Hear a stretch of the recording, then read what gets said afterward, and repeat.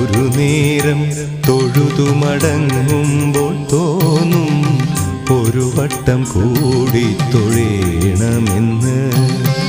ഒരു വട്ടം കൂടി തൊഴുമ്പോഴും തോന്നും ഇതുവരെ തൊഴുതത് പോരെന്ന്. അകതാരിൽ നിറയുമീ അനുപമ നിർവൃതി ഗുരുവായൂരമ്പലത്തിങ്കൽ മാത്രം.